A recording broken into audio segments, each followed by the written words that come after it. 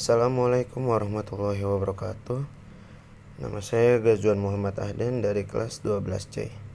Kali ini saya akan menjelaskan tentang krisis ekonomi pada masa ekonomi terpimpin.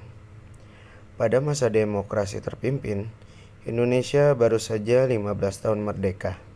Perekonomian Indonesia masih sangat lemah. Kondisi politik saat itu masih bergejolak. Berbagai pemberontakan di daerah.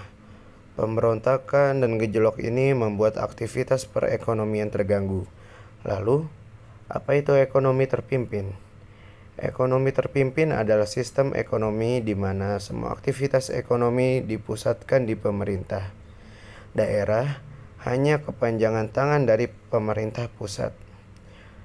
Pusat memegang kekuasaan yang besar.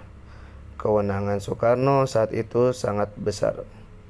Kebijakannya untuk berkonfrontasi dengan Malaysia sejak 1961 berdampak pada perekonomian. Kegiatan ekspor pun terhenti.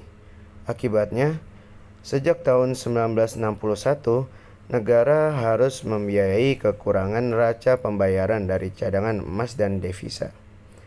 Pada 1965, cadangan emas dan devisa telah habis, bahkan menunjukkan saldo negatif sebesar 3 juta dolar Amerika Serikat sebagai dampak politik konfrontasi Malaysia dengan negara-negara barat. Selanjutnya, saya akan menjelaskan tentang bagaimana perkembangan ekonomi ketika zaman demokrasi terpimpin.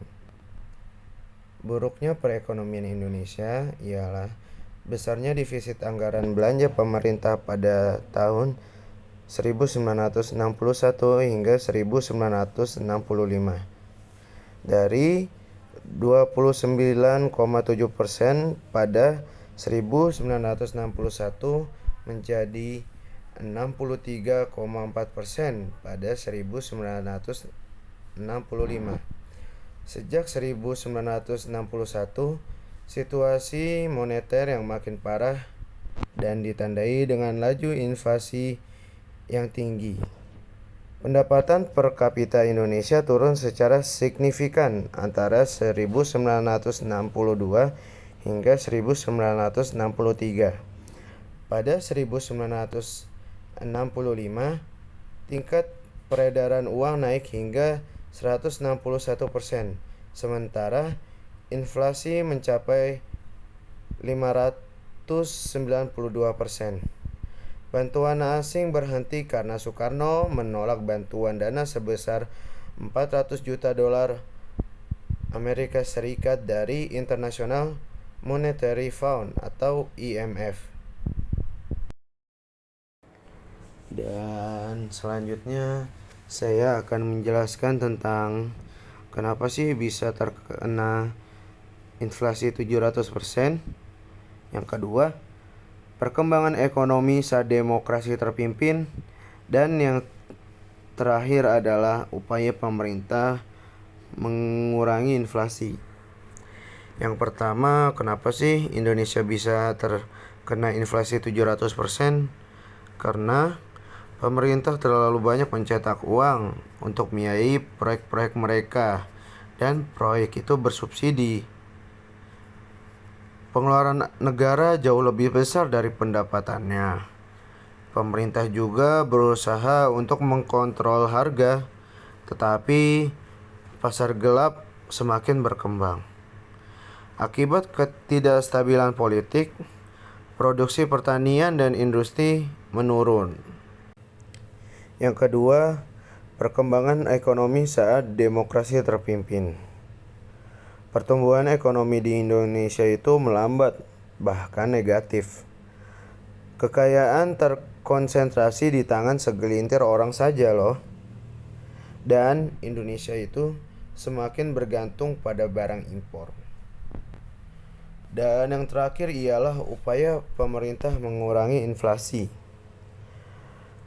Seiring pemotongan nilai uang untuk mengurangi jumlah uang beredar, pemerintah juga menetapkan harga maksimum untuk beberapa barang saja.